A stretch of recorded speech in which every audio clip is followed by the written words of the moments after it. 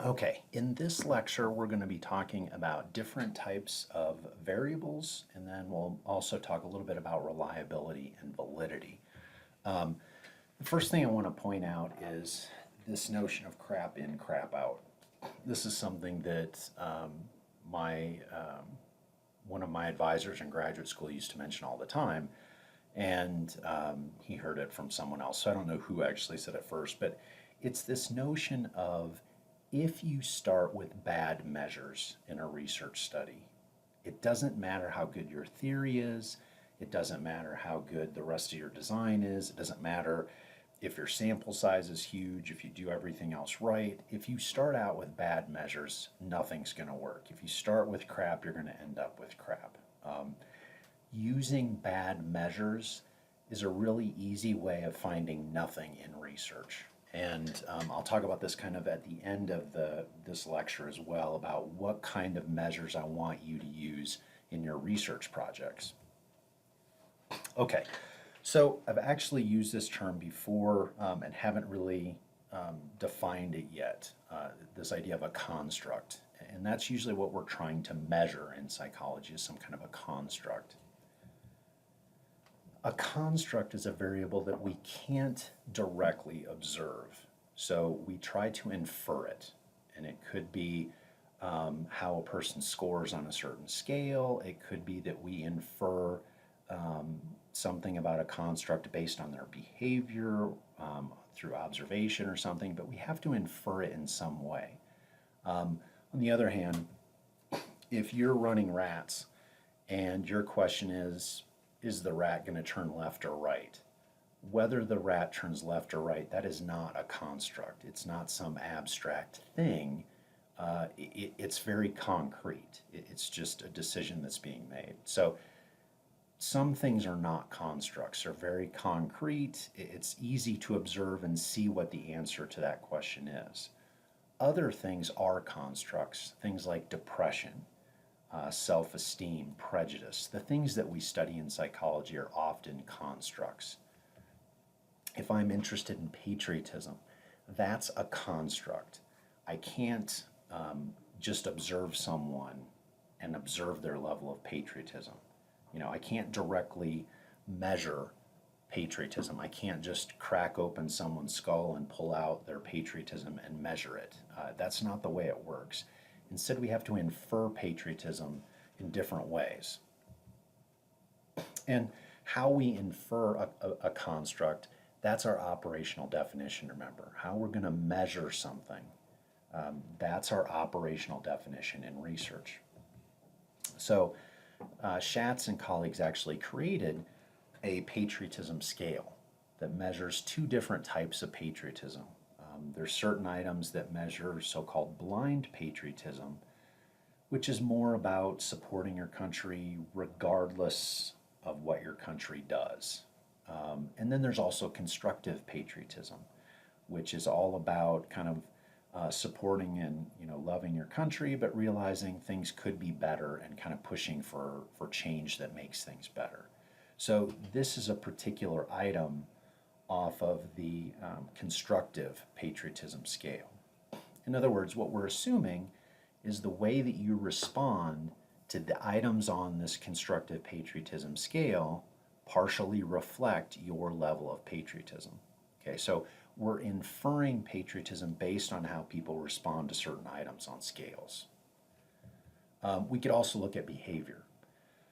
Do you put a flag out on Flag Day or Veterans Day?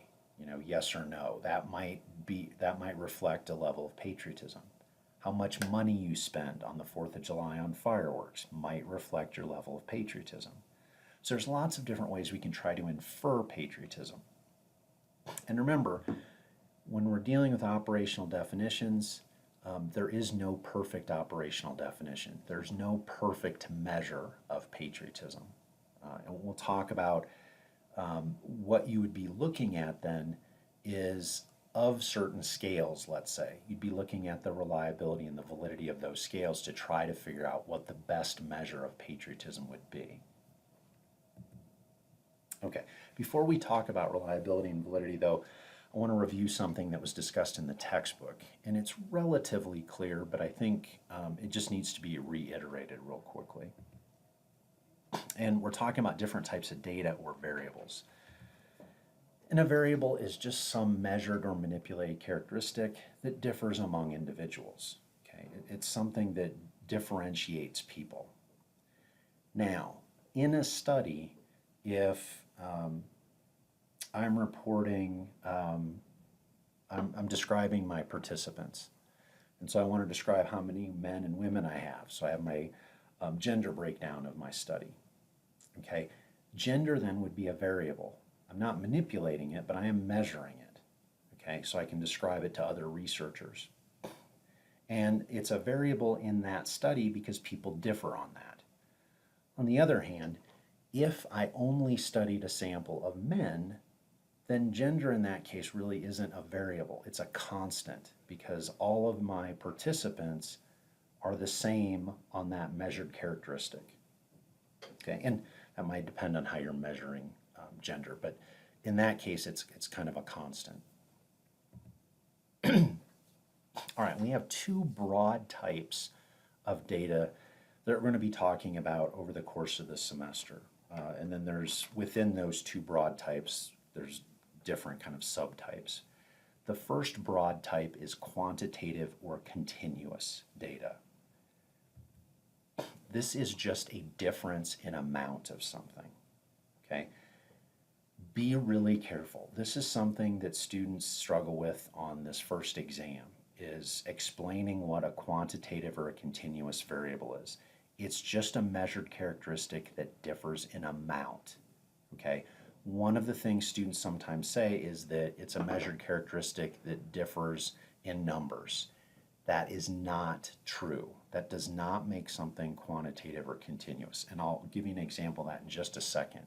So it doesn't deal in numbers. That's not necessarily what makes this quantitative or continuous. It's a difference in amount of something. And I'll go through examples of this in a second. And then we have qualitative categorical. And these are used synonymously, qualitative or categorical. Here, it's not a difference in amount of something. It's just a different kind of something. So let's say we were a clinical psychologist and we are interested in looking at whether therapy actually decreases depression, let's say. And we're going to measure depression over time to see if certain variables predict decreases in depression. Well, one of the things we might look at is the amount of therapy. So I could measure how many hours or how many weeks the person has been in therapy. Does the amount of therapy relate to the decrease in depression or not? Okay. That variable would be quantitative continuous if I'm measuring how many hours the person has been in therapy. Okay. 5 hours is less than 8 hours. Okay. It differs in amount. On the other hand, if I want to compare different kinds of therapy to see if cognitive therapy is more effective than psychodynamic therapy, okay, here I'm comparing two different categories or kinds of therapy. Those therapies don't necessarily differ in amount of something. They're just two different things. If you've ever heard the phrase comparing apples and oranges, it's meant to say that you're comparing two things that are completely different. That's kind of what qualitative categorical, what we're doing. We're comparing different kinds of things. We're comparing apples and oranges. We're comparing different kinds of therapy. Now, within each of these types, there's also subtypes of variables or data. Within quantitative continuous, we have interval and ratio data, and I'll mention those in just a second. And then within qualitative categorical, we have nominal data, and we sometimes have ordinal data. Ordinal is a tricky one. I'm part of a listserv where researchers and statisticians go back and forth about certain things. One of the things that comes up, and it's weird, maybe once or twice, every couple of years, is someone will have a certain study and they want to know if they should treat this data it's an ordinal variable, and should they treat it as a quantitative variable or a qualitative variable, and people go back and forth on this, and there's a lot of disagreement on that. For that reason, we're not going to use a lot of ordinal data in this class. In addition, I'm not really going to go over data analysis strategies or statistics later in the semester that deal with ordinal data. We're primarily dealing with interval, ratio, and nominal. But just realize this one's kind of tricky. Some people put it into categorical, some people put it into continuous. Sometimes the reason for putting it into one or the other is based on how many categories there are that you can order. The more categories that you can put into some kind of order, people tend to think about it as more continuous. The fewer categories, sometimes it's more categorical, but we're not going to get into that. Okay, so nominal data. This provides the least amount of information. Nominal is just we're dealing in categories. So the example with the different kinds of therapy, that would be nominal data. Therapy type is nominal data. We're dealing with psychodynamic and cognitive therapies. They're different kinds or different categories. Okay, that's nominal. Ordinal, we're also dealing with categories, but we can order them in some way. The problem with ordinal data, so we can order them in amount of something a little bit. The problem is the distance between those categories, or the interval, is not exactly the same. For instance, if we were looking at a race, so someone's running a 5K, and we look at the person who came in first, second, third, fourth, okay, we can order those people by how quickly they finish the race. But the difference between the person who came in first and the person who came in second, that might be 2 minutes. The interval between the person who came in second and the person who came in third could be 20 minutes. Well, not 20 minutes, probably 5 minutes. It's 5K. Okay, so the intervals between the participants are not exactly the same. That's what makes data ordinal. Okay, you can order the data in some way, but the intervals between the data points aren't exactly the same. Okay, that's what makes it ordinal. If the data points were exactly the same, the distance between them was exactly the same, then we would have interval data. So interval provides us a little bit more information than ordinal. We've got categories or data points, we've got intervals between them, and those intervals are identical. So like how a person scores on an intelligence test, that would be interval data. The distance between a person who scores 101 and 102, that's the same interval as the distance between a person who scores a 90 and a 91. The intervals between the points are identical. Data that gets us the most information is ratio, because not only is it interval data, but it's also got a real 0 point. In other words, you can have an actual non-amount of something. Okay? If we go back to the example of the number of hours spent in therapy, okay, we've got equal intervals. The difference between 1 and 2 hours is the same as the distance between 9 and 10 hours. So the intervals between the data points are the same. In addition, we have a real 0 point. Someone could have undergone 0 hours of therapy. That's a possibility. Okay. Other data, though, not all data has a 0 point, especially when we're talking about constructs. So intelligence or depression, you fill out a depression scale. You can't get a 0 on those scales because there is no complete lack of depression or complete lack of intelligence. Okay, so that data is on an interval, or that data is more interval rather than ratio. But some things, especially if we're talking about behaviors or those sorts of things, they can be on a ratio scale. Okay. Why should you care? Who cares about what kind of data you're dealing with? Well, you're going to have to deal with this in some way throughout the semester. And this goes back to the steps involved in the research process. Remember, when we're operationalizing our variables, how we're going to measure or manipulate them, we need to know if we're measuring something, what kind of data are we going to end up with? Am I measuring something to get interval or ratio data, or am I just measuring categories because I'm measuring gender? What kind of data am I getting?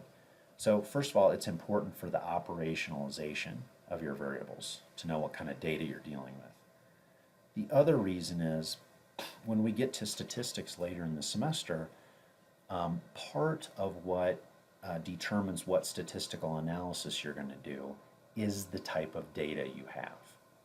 So certain analyses are only kind of set aside for certain types of data. So later in the semester, when I'm asking you to make decisions about what statistical analysis to make, you can't make those decisions if you can't figure out what kind of data you're dealing with. So make sure you kind of get this nailed down early in the semester because you're going to keep coming back to it. All right, quick example. Let's say I have you fill out a demographic form and you have to circle 1 for male or 2 for female. So is that qualitative or quantitative? And some people think, oh, it's quantitative because we're dealing with numbers. That's not what makes something quantitative, remember. Quantitative is the amount of something. Here we're dealing with different categories, so it's qualitative data. Okay, so once again, don't assume that quantitative data just deals in numbers, because we sometimes do this. We sometimes associate qualitative data with numbers. This is called dummy coding.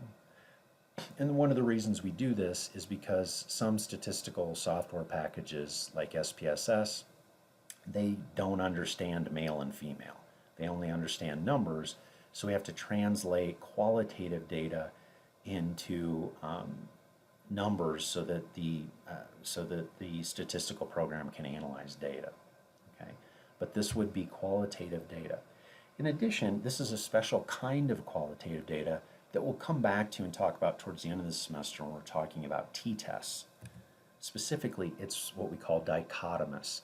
It's qualitative data where we have exactly 2 categories. Okay, so let's move on and talk about reliability then. This is just the consistency of a measure or the extent to which it's free from random error.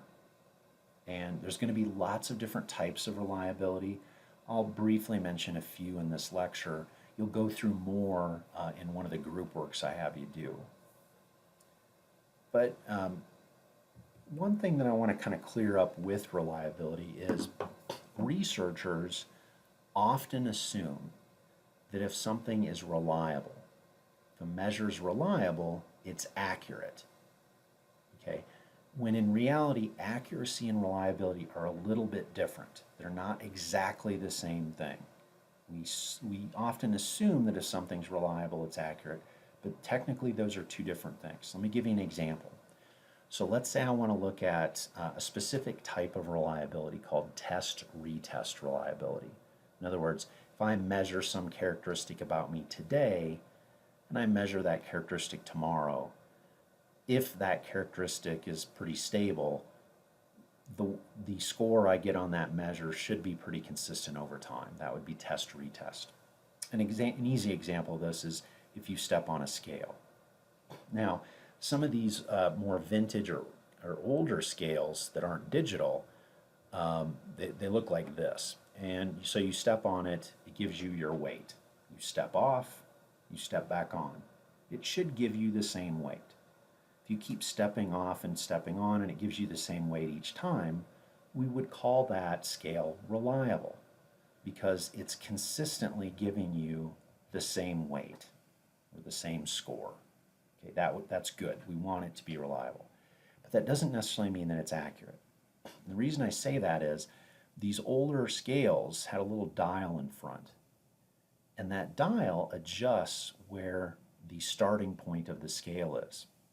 So if I want to feel better about myself, especially after maybe the holiday where a lot of eating has taken place, I might adjust the scale so that it starts at like -5 pounds. It It doesn't start at 0. And so now I step on the scale, I step off, I step on the scale. It gives me the same weight both times. Good test, retest reliability, but it's not accurate because the starting point's wrong. So it's giving me the same weight, but that weight's not accurate. So it's reliable, but not accurate. Okay, so technically those are two different things. So be careful of that. All right, one way I think it sometimes helps to think about reliability is through this formula. And we'll keep coming back to some version of this formula throughout the semester, so it's good to kind of just memorize it as soon as possible.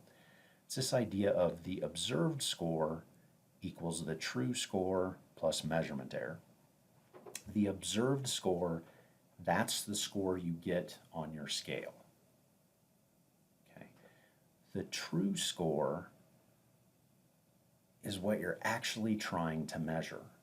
Okay, that would be the actual measure on whatever construct you're trying to measure.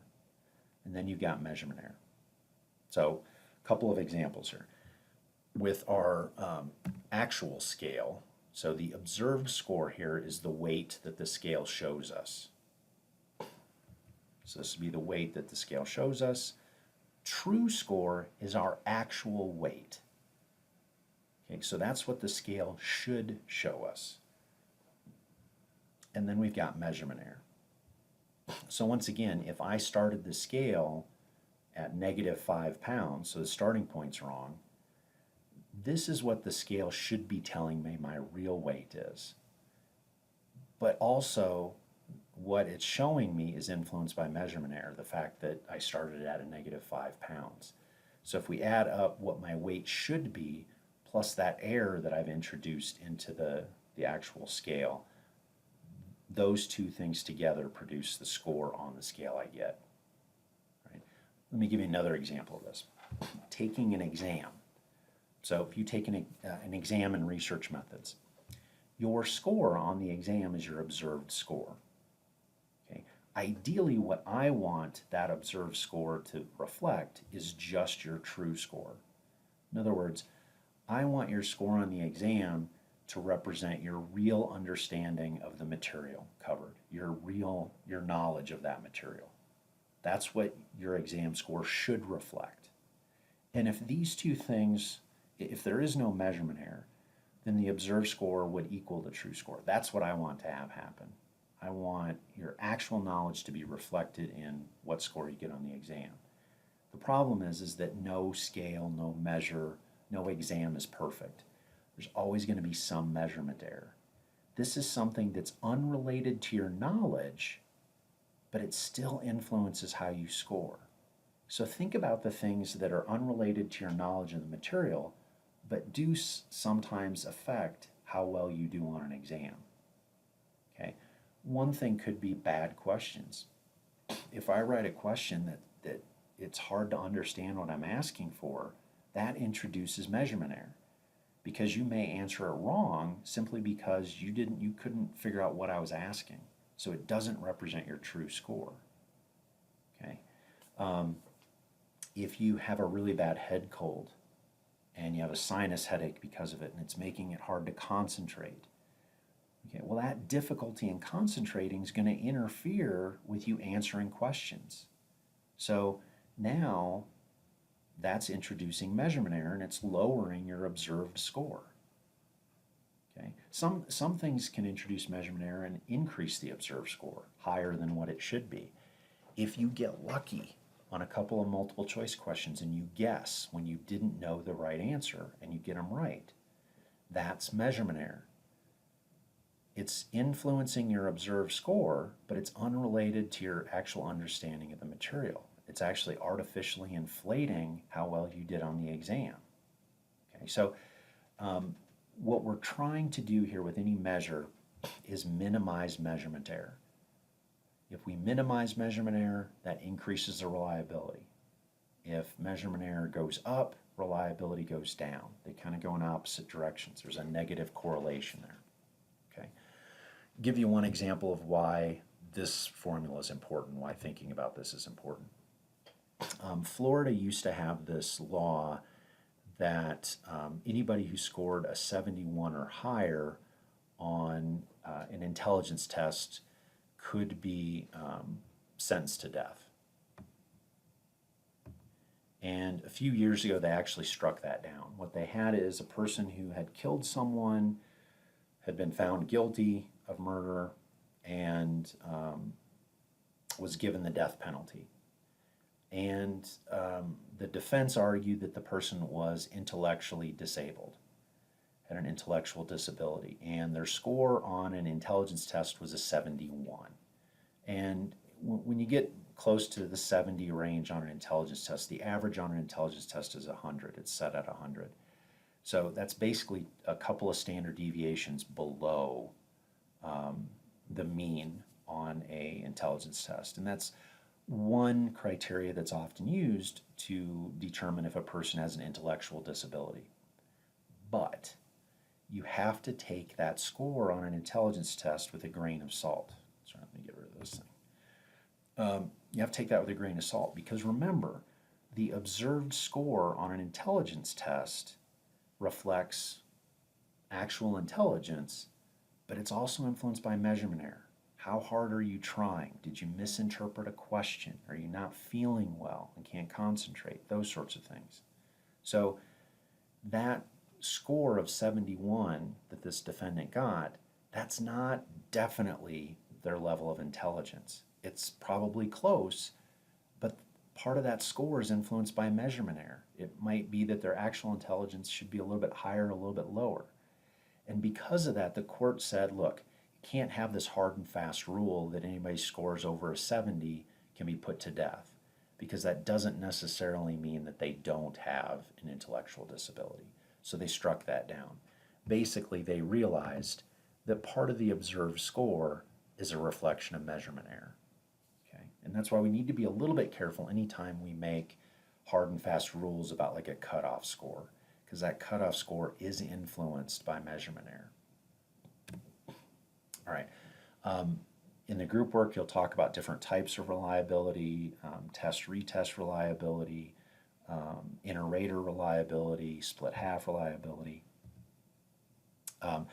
One more quick thing here on language. I've mentioned this before, I believe, the difference between an item and a scale.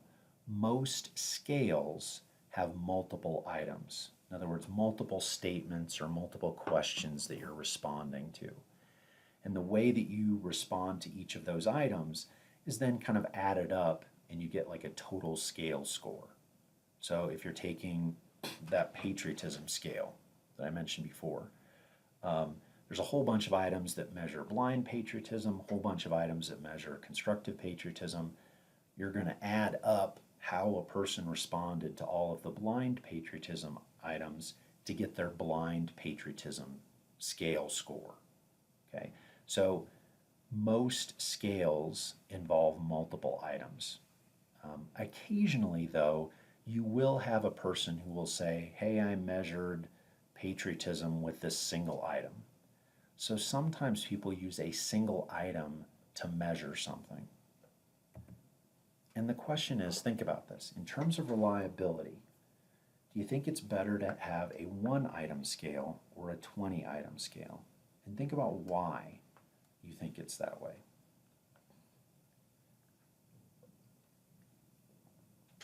All right, assuming we don't have like 20 just awful items, assuming that some of them are good, it's usually better to have a multiple item scale than a single item scale. And one of the reasons for that is this idea of reliability, the consistency of a measure, and measurement error. Think about this. If I have a 1-item scale that measures patriotism, and the person misreads that one item, if they misread that one item, the way they respond to that item then is 100% measurement error. So for that one person, I'm not capturing any part of their true score whatsoever. It's all measurement error. On the other hand, if that person misreads one item on a 20-item scale, that one item is measurement error, but the other items, as long as they read them properly, are probably tapping into the true score. So I'm still getting at some of the true score here, but I'm getting at none of it here. Another way of saying that is with the one item scale, we have problems with measurement error. If you misread that, that whole item is worthless. If you misread one item on a 20 item scale, you've introduced a measurement error, but you're still tapping into the true score. You've minimized kind of how much measurement error you have. So that's one of the reasons why we tend to prefer multiple item scales over single item scales. And so keep that in mind when you're working on your research project, especially if you're measuring a variable. Think about when you're trying to identify scales, try to identify multiple item scales. Okay, before we move on to validity, just to reiterate a statement I made about reliability. That we often assume reliability is the same thing as accuracy, but technically they're different. This happened a few years ago where there were a couple of days where I believe they're lenticular clouds, weird shaped clouds, and 56 people called into police to report that there were UFOs. Okay, well, they were just weird shaped clouds. And so let's say we go onto a street corner in Dallas, and there's 10 people on the street corner. We have one of these weird clouds overhead, and we ask those 10 people, "What do you see?" And 7 of them say, "I see a UFO." Okay, that would be highly reliable. In other words, if we get 7 out of 10 people to say they see the same thing, that's a highly reliable report. That kind of cutoff of 70%, that's kind of what we like to see, and I'll mention that a little bit later. But obviously that's not accurate. It might be highly reliable, we might assume that it's accurate, but it's not the same thing as being accurate. So reliability and accuracy, a little bit different. All right, validity. There's going to be lots of different types of validity, but essentially what we're talking about is, does our instrument or measure actually measure what is intended? If I develop a scale of prejudice, I give it to people. If it actually kind of taps into prejudice, then we would say that that scale is valid. If it taps into prejudice and maybe something else, that scale has less validity. It's kind of contaminated. And if it doesn't measure prejudice at all, it has really low validity. So we want to make sure we're actually measuring the construct intended. And like I said, in group work, we'll go through these different types of validity, so you'll have an opportunity to kind of practice with these. But the basic ones, first of all, we have this idea of construct validity. And remember what a construct is. It's kind of this abstract notion. It's things like prejudice, intelligence. It's things that we can't directly observe. So we're going to infer these constructs based on how people score on certain scales. Okay? And construct validity, the way we determine this, is does the measure of that construct relate the way it should to other measures of other constructs? Okay? And there's 2 different types here. There's discriminant validity and convergent construct validity. Discriminant validity basically says that the construct shouldn't relate to some other constructs. And we'll go through an example of this, hopefully, to clarify this. But discriminant, once again, it doesn't relate to constructs it shouldn't relate to. In other words, if we're tapping into prejudice, ideally it shouldn't relate to some other things like intelligence, which should be kind of unrelated to prejudice. And then we have convergent validity. Convergent validity, we establish this by showing that our construct should relate to some other measures. Okay, there's certain things that prejudice should relate to, and we want to show that it relates the way it should. That would be convergent validity. And we have criterion validity. Can a measure predict an outcome or a behavior and distinguish participants? So here we're dealing more with an outcome or a behavior, not a construct. And there's 2 types of criterion validity. It basically boils down to when are you measuring the construct and when is the behavior, the outcome occurring that you're trying to predict. If you're measuring the construct and you're measuring the behavior at roughly the same time, we call that concurrent criterion validity. On the other hand, if you're measuring the construct and measuring the outcome or the behavior farther into the future, we call that predictive validity. Okay, so an example of predictive validity, if high school juniors all take the ACT or the SAT and then send that off to the schools that they're interested in attending, those ACT or SAT scores in the junior year can actually predict, okay, GPA in college. So assuming that student goes to college, we can kind of predict what their performance in college would be based on those ACTs or SATs.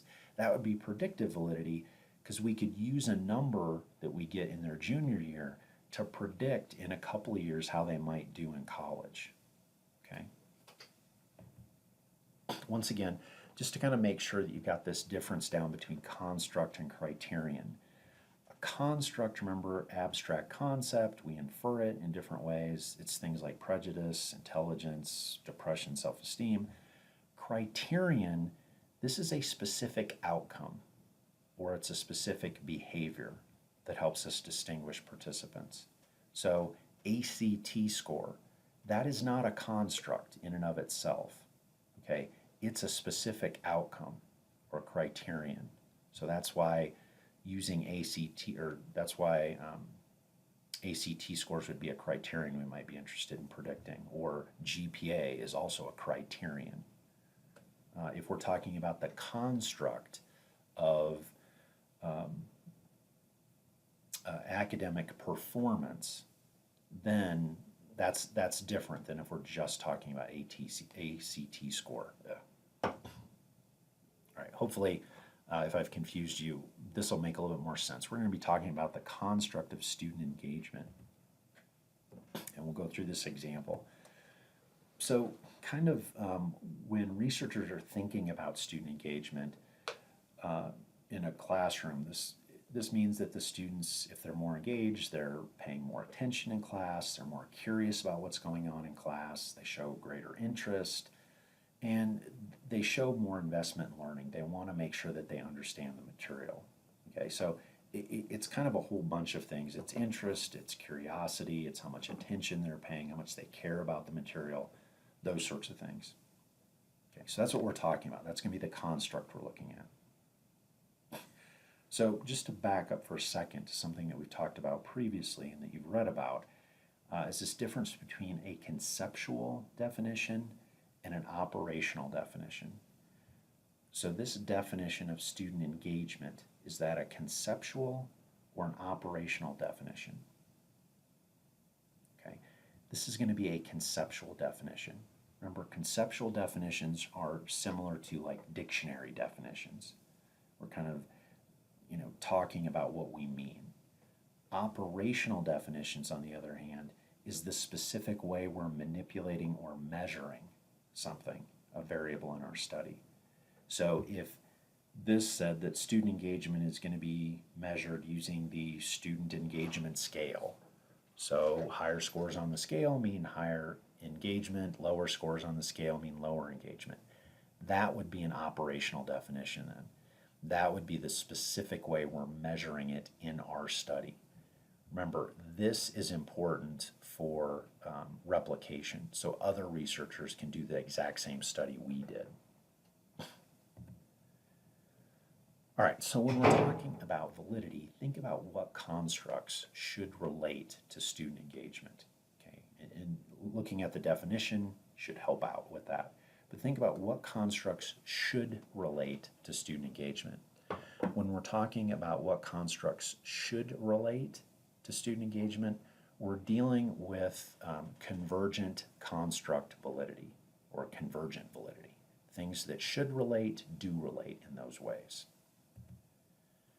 Also think about what constructs shouldn't necessarily relate to student engagement, but would be theoretically important.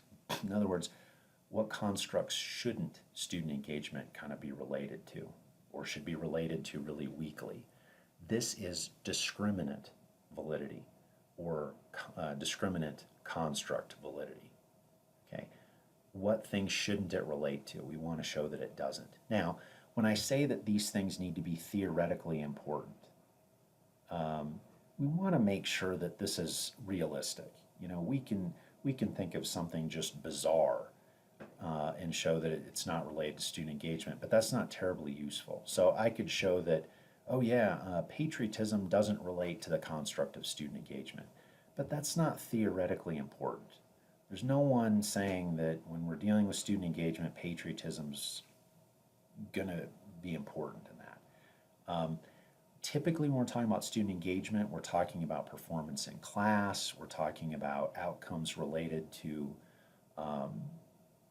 success. So think about other constructs that might be related to success in school, but shouldn't necessarily be related to student engagement. That's what I mean by they should be theoretically important. We'll go through an example of this on the next slide. And then also, what behaviors or outcomes should be related to student engagement? Once again, these are not constructs. These are specific behaviors that the student should show if they're highly engaged or not engaged, or certain outcomes we would expect from students that are highly engaged or not engaged. This last question deals with criterion validity. So this is convergent. Second question is discriminant validity. This addresses criterion validity. So let's talk about this. So student engagement. One construct that we would expect should be related to student engagement is how satisfied the student is in that particular class. Okay, we should expect a positive correlation here. If you're highly engaged in a class, you should be highly satisfied with that class. If you're not engaged, you shouldn't be very satisfied. So positive correlation. The values on the constructs go up and down together. But we also might expect other kinds of relationships. We're not always expecting positive correlations between constructs. An example is boredom. And on the surface, you might think, oh, well, that shouldn't relate to student engagement. But think about this. If a student is highly engaged, what should their level of boredom be? It should be lower. On the other hand, if their level of student engagement is lower, their boredom should be higher. So here we actually expect a negative correlation. Okay, and remember, negative correlation is different than no correlation. We're expecting the values of those constructs to go in opposite directions. If we can find a pattern like this, that student engagement relates the way to boredom that it should, negatively, and it relates to satisfaction the way it should, in this case positively, those two pieces of evidence would suggest that our scale has pretty good convergent validity. It relates the way it should to constructs that it should relate. Okay? But as I mentioned before, there's also other constructs that it shouldn't really relate to that are relevant for this area of student performance and academics and those sorts of things. One variable that should relate to how well people do in school and success and those sorts of things, but probably shouldn't relate really to student engagement is intelligence.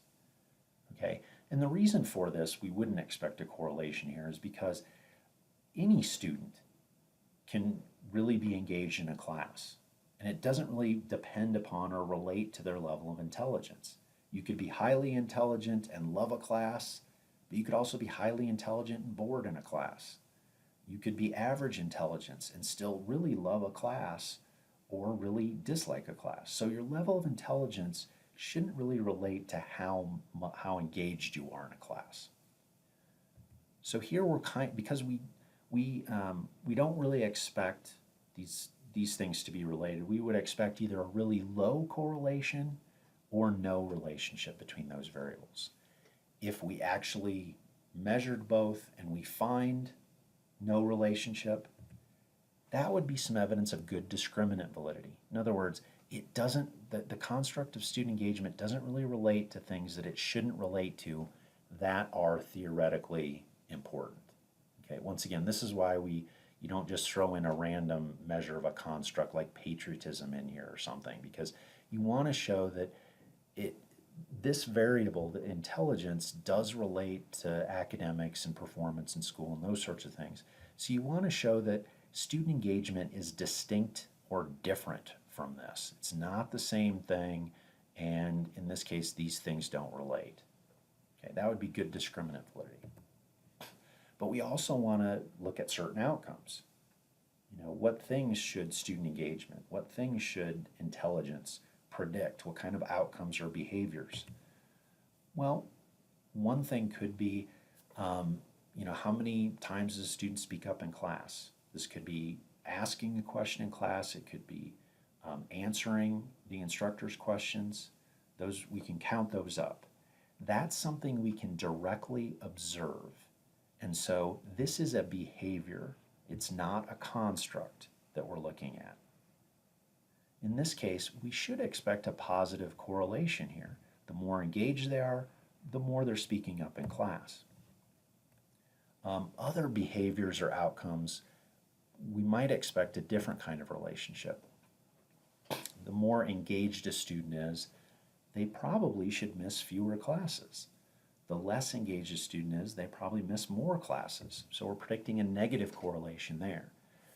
Because we're looking at relationships to behaviors or outcomes, and if we find evidence of those expected relationships, that would be evidence of good criterion validity. Okay. The other obvious one that we could look at is, performance in the class. What was your percentage or grade in that class? That would be another outcome that we could look at that should be positively correlated with student engagement. Okay, so that should give you kind of some basics of validity. Like I said, we'll talk more about validity and go through a few more examples kind of like that when you go through the group work.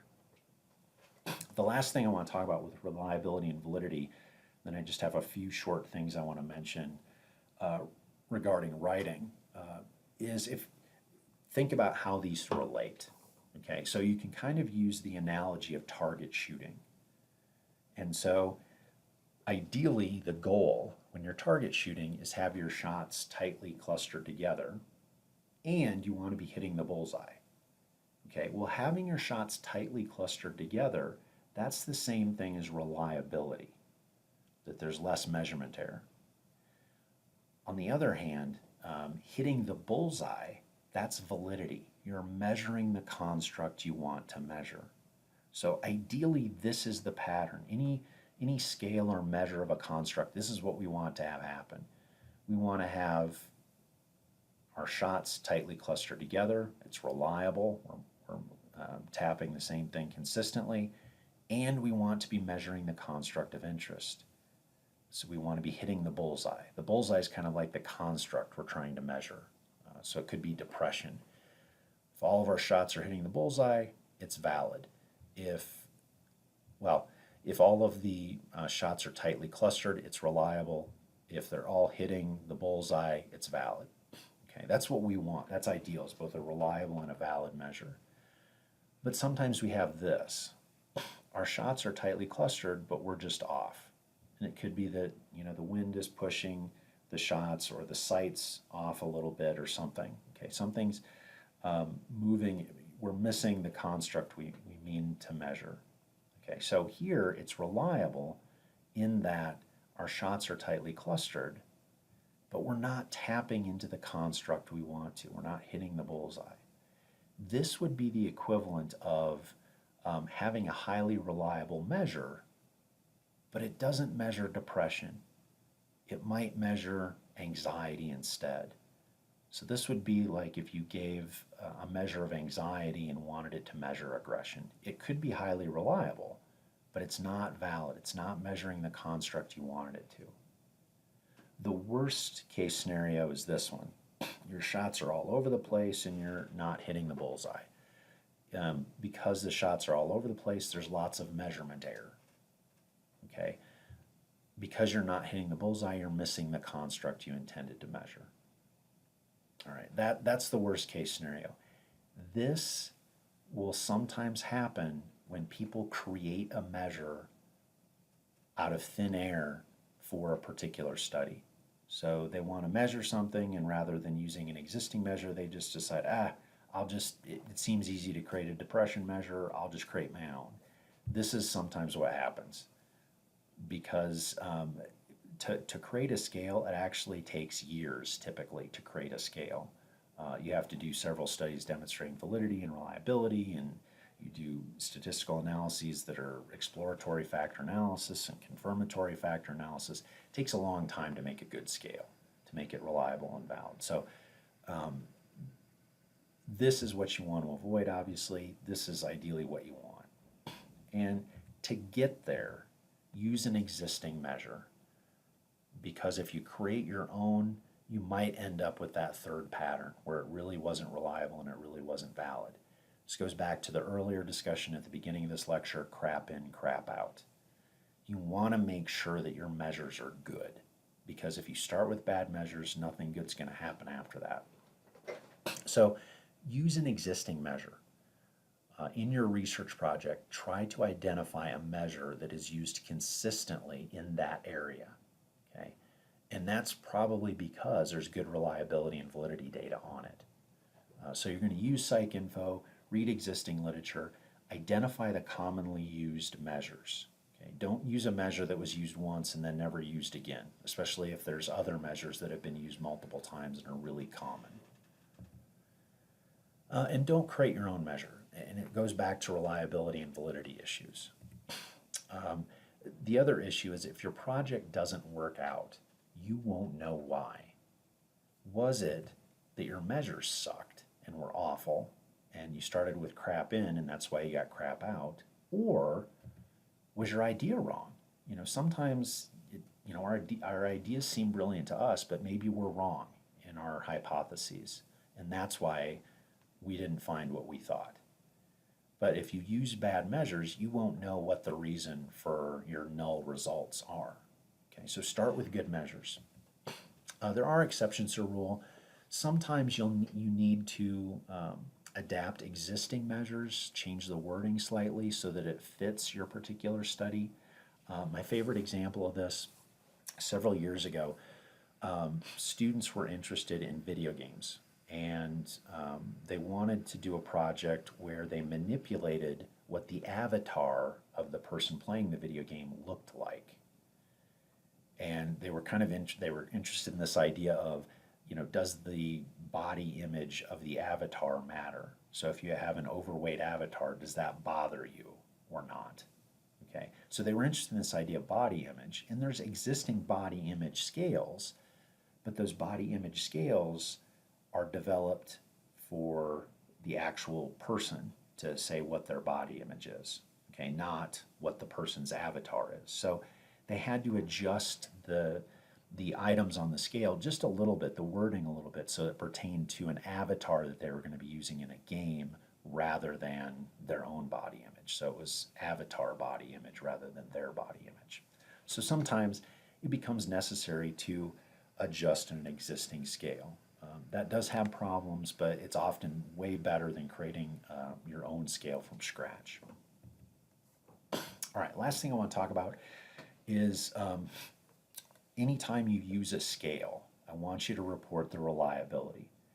And if you go back to the reading assignment, one type of reliability that relates to scales is this idea of split half reliability, where you kind of cut your scale in half and then see if one half of the items of the scale correlate with the other half of the items on the scale. And they should, if they're all tapping into kind of the same thing.